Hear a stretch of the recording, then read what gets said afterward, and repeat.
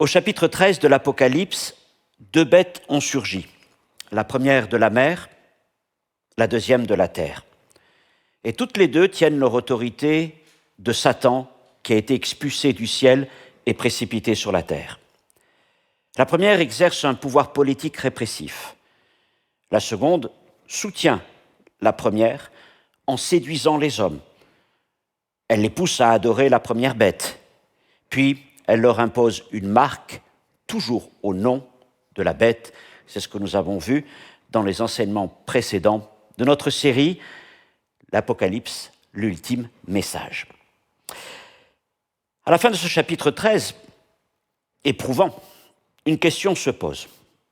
Comment tout cela va-t-il se terminer? Eh bien, à sa manière, Apocalypse chapitre 14 y répond. Sans nous donner le détail des événements, Jean nous donne l'issue, avant même que les jugements ne soient décrits et manifestés. Il nous annonce déjà le dénouement dans ce chapitre 14 à travers 3 tableaux successifs. Tout d'abord, des versets 1 à 5, les 144 000 sur la montagne de Sion auprès de l'agneau. Des versets 6 à 11, 3 anges qui volent au milieu du ciel et qui chacun porte un message. Le premier, une proclamation. Le deuxième, un jugement. Le troisième, une condamnation.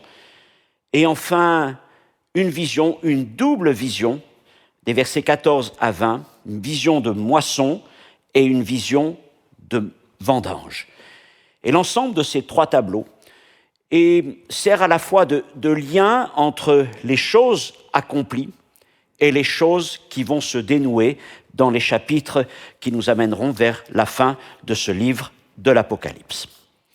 Aujourd'hui, nous allons nous intéresser particulièrement à la première vision, au premier tableau, c'est-à-dire l'agneau et les 144 000 sur la montagne de Sion. Et à travers cette vision, nous allons tenter de répondre à cette question, la bête aura-t-elle le dernier mot? Alors merci encore pour votre fidélité à suivre ces enseignements, j'espère qu'ils peuvent vous encourager. Comme d'habitude, vous retrouverez dans le descriptif de cette vidéo sur YouTube un lien qui vous amènera vers les notes de cette prédication pour les reprendre tranquillement avec toutes les références bibliques que je vais citer. Vous trouverez aussi un lien pour l'écouter en podcast si vous préférez. Et dans tous les cas, nous vous remercions pour vos témoignages d'encouragement et notre désir, c'est que l'enseignement du Seigneur puisse se répandre bien au-delà de notre ville de Genève, d'où nous vous saluons. Nous allons lire maintenant, si vous le voulez bien, les 5 premiers versets d'Apocalypse chapitre 14 et ensuite nous prendrons le temps de prier. Apocalypse 14, verset 1er. Je regardais et voici l'agneau se tenait sur la montagne de Sion, et avec lui 144 000 personnes qui avaient son nom et le nom de son père écrits sur leur front. Et j'entendis du ciel une voix, comme un bruit de grosses eaux, comme le bruit d'un grand tonnerre. Et la voix que j'entendis était comme celle de joueurs de harpe jouant de leur harpe. Et ils chantent un cantique nouveau devant le trône, et devant les 4 êtres vivants et les vieillards, et personne ne pouvait apprendre le cantique, si ce n'est les 144 000 qui avaient été rachetés de la terre. Ce sont ceux qui ne se sont pas souillés avec des femmes, car ils sont vierges. Ils suivent l'agneau partout où il va, et ils ont été rachetés d'entre les hommes comme des prémices pour Dieu et pour l'agneau. Et dans leur bouche, il ne s'est point trouvé de mensonge, car ils sont irrépréhensibles. Amen. Notre Père, nous sommes heureux de nous retrouver autour de ta parole qui nous encourage, qui nous édifie dans notre foi. Et je te prie ce soir, alors que nous ouvrons encore ce magnifique livre, de me donner de parler avec prudence, avec humilité de ces choses qui dépassent largement, Seigneur mon Dieu, notre intelligence, mais que tu as voulu nous révéler, Seigneur, afin de nous encourager, de nous fortifier dans la foi. Et je prie, Seigneur mon Dieu, de ne pas ajouter, ni retrancher, ni tordre le sens des Écritures. Mais Seigneur, je prie surtout pour que ta parole et ton esprit parlent à nos cœurs encore mieux que moi-même. Amen. D'abord, je voudrais replacer ce chapitre dans la section du livre à laquelle il appartient, cette section qui s'appelle le Grand Intermède, dont nous avons parlé. Cette section s'étend des chapitres 12 à 14, on inclut parfois même les chapitres 10 et 11, mais en tout cas, il y a une unité particulière des chapitres 12 à 14. Dans ce Grand Intermède, c'est comme si le déroulement chronologique du livre est suspendu. Et cet intermède va reprendre les événements avec un autre angle de vue, dans le but de les expliquer en leur donnant un sens, et c'est en quelque sorte une révélation en profondeur, beaucoup plus profonde que ce qui a été décrit jusqu'à présent des chapitres 6 jusqu'au chapitre 9. Alors, revoyons un peu cela, à partir du chapitre 12. Chapitre 12, c'est ces visions où Satan est expulsé du ciel et précipité sur la terre. Et ce chapitre nous dévoile l'origine du conflit. Donc, l'expulsion de Satan, qui est donc maintenant plein de colère. Apocalypse 13, avec l'histoire de ces deux bêtes, montre comment cette colère de Satan se manifeste parmi les hommes, les bêtes et la marque. Maintenant, Apocalypse 14 annonce le dénouement de tous ces événements qui seront développés par la suite dans les chapitres à venir. Et on peut dire que Apocalypse 14 est donc comme un lien dans ces chapitres précédents et les chapitres qui vont amener vers la fin de l'Apocalypse. C'est aussi un chapitre anticipatif. Il annonce le verdict avant l'exécution, l'accomplissement. Ces visions, et ce soir nous étudions la première, nous montrent que les saints sont déjà scellés, que Babylone est déjà condamnée, que la moisson finale est certaine. Ces tableaux annoncent, mais les choses ne sont pas encore accomplies. Les chapitres suivants, notamment les chapitres 16, 17 et 18, nous montreront la réalisation de ce qui est annoncé au chapitre 14. Alors, dans ce chapitre, je dirais qu'il y a deux pensées centrales qu'il nous faut garder en tête. La première, c'est qu'il n'y a pas de neutralité dans les temps de la fin. C'est-à-dire que chaque être humain appartient soit à l'agneau, soit au système de la bête. Et chacun reçoit une marque. Le sceau du Saint-Esprit, la marque de l'agneau pour ceux qui suivent l'agneau, ou la marque de la bête pour ceux qui suivent la bête. Et du coup, chacun a une destinée particulière. Ceux qui suivent l'agneau auront une destinée glorieuse, qui sera annoncée notamment au chapitre 19, avec le festin des noces de l'agneau. Tandis que ceux qui suivent la bête la suivront dans sa chute et dans le jugement à venir. C'est la première pensée centrale. La deuxième, c'est que le chapitre 14 nous rappelle qu'il n'y a pas deux forces égales qui rivalisent l'une contre l'autre, Satan et ses deux bêtes contre l'agneau. Non, ce n'est absolument pas ça. Satan et les bêtes ont mis en place une contrefaçon provisoire, un régime provisoire, mais qui est déjà jugé et condamné. Et en face, et je dirais surtout au-dessus, il y a un règne authentique, saint, juste, véritable et éternel, le règne de l'agneau. Alors, première section, elle s'intitule « L'agneau sur la montagne de Sion ». Je reviens sur ce premier verset, je regardais, et voici l'agneau se tenait sur la montagne de Sion. L'agneau se tenait. Alors, après le tumulte d'Apocalypse 13 et de ces visions terribles, une nouvelle vision est proposée à Jean. Je regardais. Et ce qu'il voit change tout. Il ne voit plus la mer, il ne voit plus la bête, il ne voit plus la terre, il ne voit plus la marque, mais maintenant, il voit l'agneau. L'agneau debout, selon le sens du verbe se tenir, et il est debout sur la montagne de Sion. Alors donc, c'est intéressant ce verbe, parce que, en regardant dans le chapitre 13, nous avons vu que ces deux bêtes montaient, à chaque fois c'est le même verbe, monter, la première de la mer, verset 1er, et la deuxième, monter de la terre, verset 11. Elle montait. Alors, ce verbe est aussi intéressant parce qu'il est une reprise directe de la vision de Daniel chapitre 7, verset 3, quand le prophète voit les 4 grands animaux sortir, ou encore, les traductions permettent monter de la mer. Ce sont des puissances qui montent. La mer, dans la symbolique biblique, nous l'avons vu, représente le tumulte des nations, l'instabilité, le chaos. La terre, quant à elle, renvoie à un système politique établi. Mais dans les 2 cas, les 2 bêtes surgissent du monde créé. Elles viennent d'en bas. Leur origine est terrestre, même si leur autorité est satanique. Il n'en est pas de même pour l'agneau. L'agneau ne monte pas. Mais dans Apocalypse 14, l'agneau se tient sur la montagne de Sion.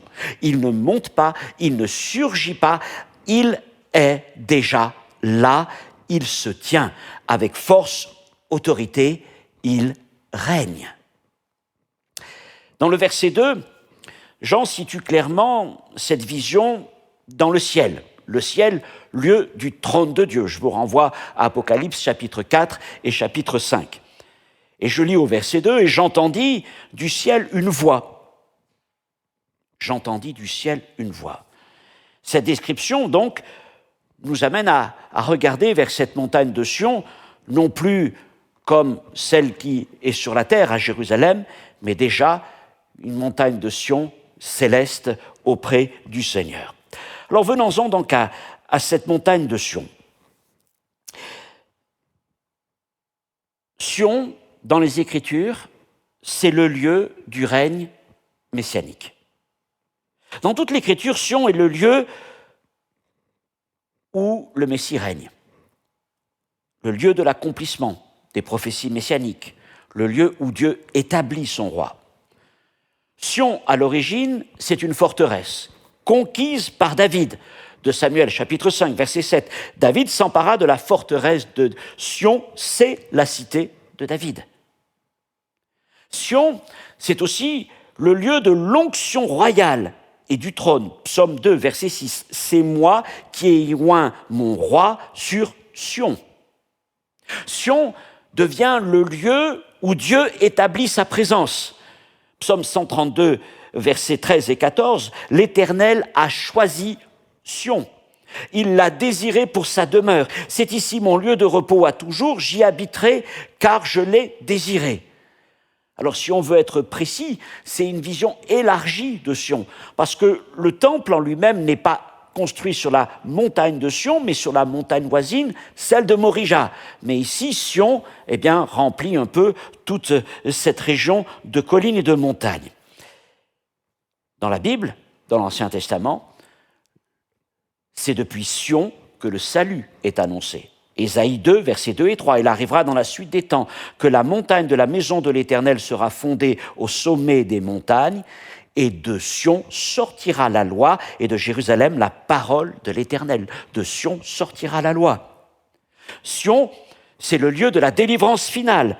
Joël, chapitre 2, verset 32, « Quiconque invoquera le nom de l'Éternel sera sauvé, car sur la montagne de Sion et à Jérusalem, il y aura des rescapés. » Et enfin, parmi tant d'autres choses, Sion, c'est le lieu donc du règne messianique. Ésaïe 24, 23, « L'Éternel des armées régnera sur la montagne de Sion et à Jérusalem. » Alors, si vous regardez plusieurs de ces versets que je viens de citer, c'est intéressant de noter qu'il est parlé de Sion, la montagne de Sion, et de Jérusalem. Ce n'est pas forcément que, bien sûr, que les lieux ne sont pas séparés puisqu'on est au même endroit. Alors pourquoi parler de Sion et parler de Jérusalem ? Bien, on pourrait dire que la montagne de Sion met l'accent sur la dimension divine, céleste, idéale, sainte, la présence de Dieu. Tandis que Jérusalem va plutôt parler de la dimension humaine, historique, communautaire. Donc c'est plus rattaché au peuple. Sion à la dimension divine, messianique, royale, et Jérusalem plus à la dimension de la communauté du peuple. Aussi, lorsque Jean voit l'agneau se tenant sur la montagne de Sion, dans le ciel, il voit le Messie dans sa position royale. Pour un juif, Le lien se fait aussitôt. Sion égale Messie royal. Alors, ce que nous avons vu dans Apocalypse 13, donc dans le chapitre précédent, avec les bêtes qui reçoivent l'autorité du dragon, c'est que celles-ci cherchent à imposer leur pouvoir, leur joug aux hommes, mais Apocalypse 14, 1 nous montre que celui qui règne au-dessus de tout, c'est l'agneau. L'agneau ne règne pas depuis la terre, il règne depuis les cieux, la montagne de Sion dans les cieux. Et avant de parler des jugements à venir, ce qui vont commencer, comme je vous l'ai dit, dans la suite du chapitre 14, eh bien Dieu veut d'abord nous montrer le roi. Mais cette montagne de Sion a aussi une dimension particulière pour nous croyants en Jésus-Christ. Il y a ce verset d'Hébreux chapitre 12, verset 22, où il est écrit « Vous vous êtes approchés de la montagne de Sion, de la cité du Dieu vivant, de la Jérusalem céleste. Vous vous en êtes approchés. » Nous n'y sommes pas encore montés, littéralement, c'est certain, mais nous nous en sommes approchés. Et cette montagne de Sion, l'auteur nous dit aussi que c'est la cité du Dieu vivant, la Jérusalem, celle que Jean appelle dans la suite du livre de l'Apocalypse, la nouvelle Jérusalem, la cité de Dieu qui doit descendre du ciel sur la nouvelle terre. Et déjà, par la foi, eh bien, nous nous approchons de cette montagne de Sion, là où notre Seigneur, notre Messie royal, règne déjà. Autrement dit, dans ce passage, je reviens à Apocalypse 14, verset 1, Sion ne se définit pas d'une manière géographique. Ce n'est pas la Sion de cette terre. Ça me fait penser un peu à ce que Paul écrit dans les Galates. C'est la Jérusalem d'en haut. Et elle est céleste, elle est scatologique. Et le croyant y est déjà introduit par la foi. C'est notre position, en quelque sorte, en Jésus-Christ. Eh bien, Jean est en train de nous dire là qu'il voit le peuple de Dieu déjà dans la cité céleste. Il le voit. C'est une anticipation. L'histoire n'a pas achevé son cours, mais déjà, il y a cette révélation glorieuse de ce peuple qui se tient autour de l'agneau dans cette montagne de Sion, sur cette montagne de Sion qui apparaît donc comme une anticipation de la nouvelle Jérusalem d'Apocalypse 21, une préfiguration du règne final, un avant-goût de la cité glorieuse qui sera révélée dans les chapitres suivants. Voilà donc pour cette colline de Sion et l'agneau sur la montagne de Sion. Mais sur cette montagne de Sion, l'agneau n'est pas seul. Et il est entouré de 144 000 personnes, comme le dit le texte. La première chose que nous voyons avant de rentrer dans la description de ces personnes, c'est qu'après avoir vu, Jean entend. Verset 2, j'entendis du ciel. Et donc, à la base, c'est une voix imposante, une voix intense, puisqu'il parlait de grosses eaux et d'un grand tonnerre, du bruit d'un grand tonnerre. Donc, quelque chose attire son attention. Au-delà de ce qu'il voit, il y a maintenant ce qu'il entend. Et au verset 3, il est précisé que ce qu'il entend, c'est un cantique nouveau. Certains ont mis en avant le passage du singulier au pluriel. J'entendis du ciel une voix, et puis au verset 3, il chante au pluriel un cantique nouveau. Donc il y a là une idée d'harmonie, de ces voix qui s'unissent tout ensemble, ce chœur immense qui s'unit tous pour n'être qu'une seule voix qui se fait entendre jusqu'à Jean dans cette vision-là. Il chante un cantique nouveau. Ce n'est pas la première fois que cette expression se retrouve, puisqu'elle est déjà présente dans Apocalypse chapitre 5, verset 9.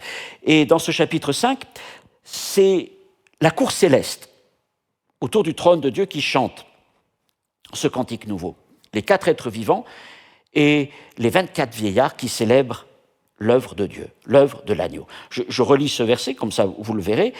Et les 4 êtres vivants et les 24 vieillards chantaient un cantique nouveau en disant « Tu es digne de prendre le livre et d'en ouvrir les sceaux, car tu as été immolé, tu as été racheté pour Dieu par ton sang, des hommes de toute tribu, de toute langue, de tout peuple et de toute nation, et tu as fait d'eux un royaume et des sacrificateurs pour notre Dieu, et ils régneront sur la terre. » Donc le cantique nouveau, c'est un cantique qui est adressé à l'agneau. Originellement, au chapitre 5e, il est uniquement chanté par ces créatures célestes, les êtres vivants et les vieillards. Maintenant, au chapitre 14, ce sont donc ces 140 000 personnes qui les rejoignent dans ce chant.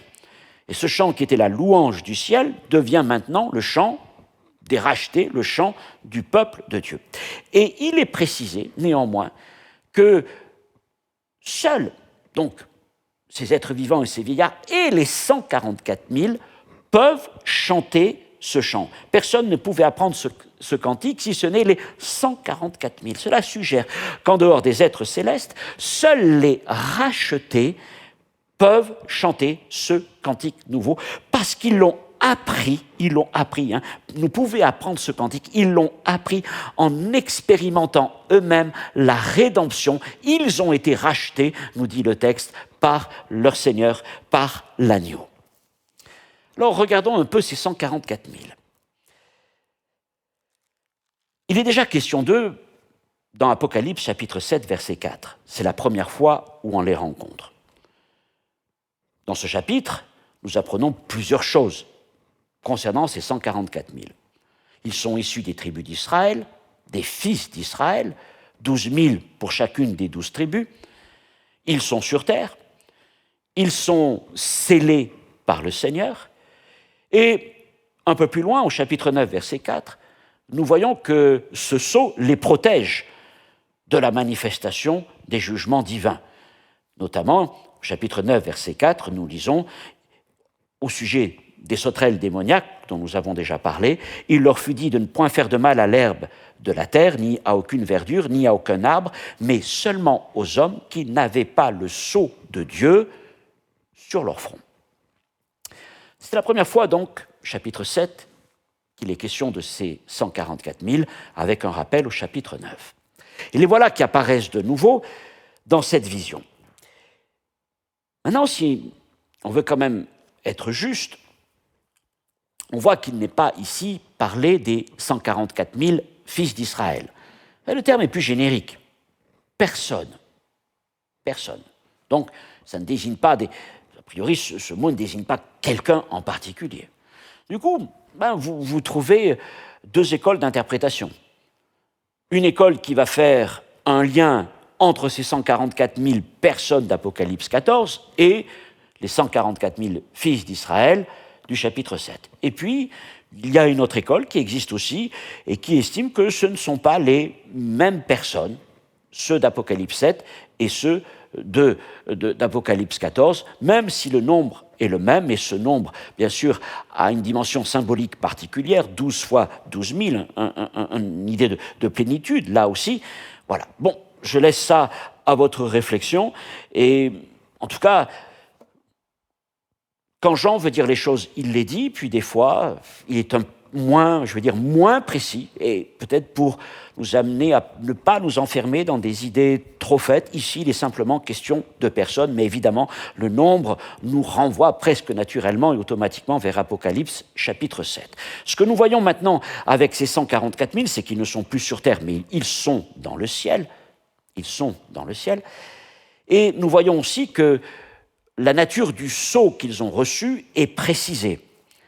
Ils ont sur leur front le nom de l'agneau et le nom de son père. Alors, si on regarde au chapitre 7, verset 3, il était simplement précisé qu'ils ont été marqués du sceau sur leur front, le front des serviteurs de notre Dieu. Les anges les ont marqués du sceau, voilà, mais il n'y avait pas eu de plus de précision. Maintenant, ce que nous lisons donc dans Apocalypse chapitre 14, verset 1er, au sujet de ce nom de l'agneau et du nom de son père, nous renvoie aussi à Apocalypse chapitre 3, verset 12, c'est vers la conclusion de la lettre à l'église de Philadelphie, où le Seigneur dit, celui qui vaincra, je ferai de lui une colonne dans le temple de mon Dieu, il n'en sortira plus, et j'écrirai sur lui le nom de mon Dieu, le nom de la ville de mon Dieu, et de la nouvelle Jérusalem qui descend du ciel d'auprès de mon Dieu, et mon nom nouveau. Donc il y a véritablement un parallèle, un lien direct entre Apocalypse 14, 1 et Apocalypse chapitre 3, verset 12. Et en même temps, il y a une opposition évidente avec le chapitre précédent, où au verset 16 et 17 et 18, il était question de la marque infâme de la bête qui sera apposée sur la main droite ou sur le front de tous ceux qui la suivront et l'adoreront. Donc on est là dans une confrontation de marques, un choc entre la marque de la bête et le sceau des rachetés. Et ce sceau, eh bien spirituellement, en Jésus-Christ, nous l'avons déjà, c'est le sceau du Saint-Esprit. Nous voyons aussi que ces 144 000 personnes ont été rachetées de la terre, fin du verset 3e. Donc ils ont expérimenté ce qu'est la dimension du salut par la foi en Jésus-Christ, l'agneau immolé. Ils chantent le cantique nouveau, nous l'avons dit. Ils sont vierges. Alors, il y a différentes manières d'interpréter ce mot. Pour certains, cela veut dire qu'ils sont mis à part pour une mission particulière. Et puis pour d'autres, dans une interprétation symbolique aussi, les questions de pureté spirituelle, ils ne se sont pas corrompus dans l'idolâtrie, ils ne se sont pas prostitués avec le système de la bête, ils n'ont pas participé à l'idolâtrie ambiante, mais ils sont restés entièrement consacrés à l'agneau. Agneau qu'ils suivent partout. Et ils sont même appelés les prémices, à la fin du verset 4, les prémices. S'ils sont donc des prémices, c'est qu'ils annoncent une moisson à venir. Et cette moisson, il en est question, on le verra, à partir du verset 14 jusqu'au verset 16, à la fin de ce chapitre, la vision des moissons. Il est aussi précisé encore deux choses. Ces 144 000 personnes ne mentent point.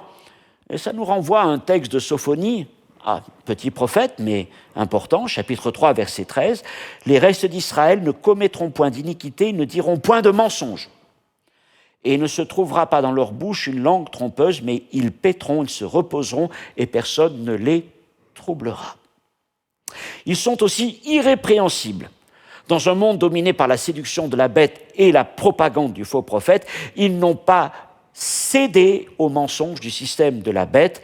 Ces 144 000 personnes sont restées fidèles à l'agneau véritable, à notre Seigneur Jésus. L'idée aussi derrière ce mot irrépréhensible, c'est qu'ils sont comme une offrande sans défaut. C'est un mot qui est utilisé pour parler des offrandes au Seigneur. Et ça renforce l'idée de prémices, puisque les prémices étaient des offrandes apportées à la maison de Dieu au début de la saison des récoltes. Alors voilà donc ces 144 000. Sont-ils les mêmes que ceux du chapitre 7 ?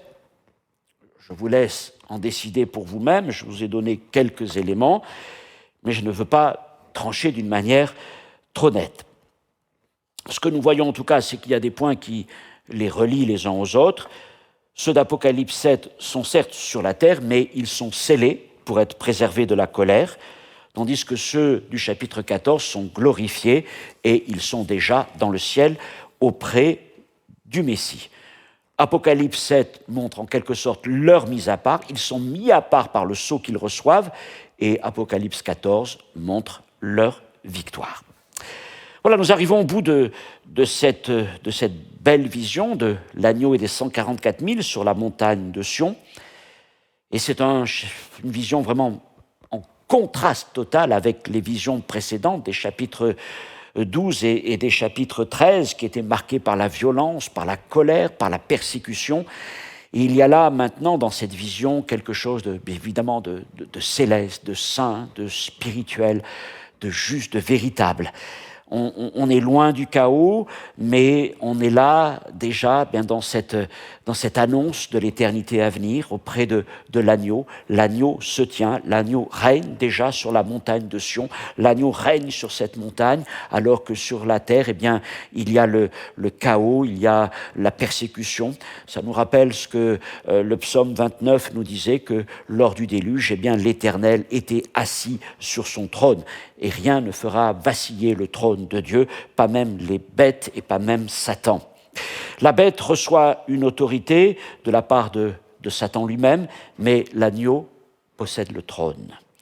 La bête imposait une marque, sa marque, l'agneau lui donne son nom et le nom de son Père. En quelque sorte, nous passons du tumulte au règne, du provisoire à l'éternel, de la contrefaçon à l'original. Et face aux adorateurs de la bête, Jean montre un autre peuple, un peuple consacré. Ce peuple porte le nom de l'agneau, c'est son appartenance. Il chante un cantique nouveau, c'est son adoration. Il suit l'agneau, il est fidèle. Il constitue des prémices pour l'agneau, une idée de consécration. Et ce peuple est irrépréhensible et la pureté. Appartenance, adoration, fidélité, consécration, pureté. Voilà autant de mots qui décrivent ce qu'est le peuple de Dieu, ce peuple dont tu fais partie déjà par ta foi en l'agneau immolé, en Jésus-Christ ton Seigneur, ton Messie, ton Roi. Le système de la bête semble donc imposer son diktat aux hommes et aux nations, mais ce chapitre nous donne quelque part une bouffée d'air frais, spirituel, céleste, pour nous montrer que l'agneau règne déjà. L'agneau se tient sur la montagne de Sion. Et ceux qui lui appartiennent se tiennent déjà avec lui sur cette montagne de Sion. Et comme nous l'avons vu au sujet de ce qu'écrit Hébreux chapitre 12, verset 22, eh bien nous-mêmes, par la foi, c'est de cette montagne de Sion que nous nous approchons, de la cité céleste, de la Jérusalem nouvelle, la Jérusalem de Dieu, de la montagne où se tient l'agneau, notre Messie. Ce chapitre ne s'arrête pas là. Je vous ai dit, il est composé de 3 tableaux. Nous venons de voir aujourd'hui le premier. Et puis viennent donc les 2 autres tableaux. Sitôt après cette vision du peuple et de l'agneau, Jean voit apparaître 3 anges qui volent au milieu du ciel, selon son expression. Et leur message annonce ce qui attend désormais le monde et l'humanité qui a suivi la bête. Bientôt les jugements, bientôt l'accomplissement de toutes les prophéties. Eh bien, c'est ce que nous verrons dans le prochain enseignement. Merci d'avoir écouté ce message jusqu'au bout. Prenez le temps de relire ce passage dans les Écritures, de vous en imprégner. Vous savez, il n'y a pas mieux que de lire, de relire l'Apocalypse. Je vous l'ai dit, depuis que j'ai commencé ces études, très régulièrement, je la lis, je la relis. Et au fur et à mesure que je l'étudie, que je prends le temps de la lire, elle me communique sa force, sa grâce, elle s'ouvre de plus en plus. Et plus, je vais vous dire, plus elle s'ouvre et plus je reconnais que finalement, nous ne savons que peu de choses. C'est la révélation de Dieu, c'est la gloire de Dieu. Parfois, on a des systèmes qui sont tout faits dans nos têtes, ah, c'est ceci, c'est cela, etc., etc. Et on a l'impression qu'on a trouvé la solution, en gros, à un puzzle. Mais l'Apocalypse n'est pas un puzzle. Et il y a des choses pour lesquelles nous n'aurons pas de réponse. Et il y a des choses, beaucoup d'entre elles, qui dépassent notre intelligence. Alors, nous sommes comme le sage, nous étudions, nous méditons, nous nous arrêtons et surtout nous contemplons Dieu et nous lui donnons gloire pour tout ce qu'il a préparé et pour cette parole qu'il nous a révélée. Que Dieu vous bénisse. À la prochaine fois. Au revoir.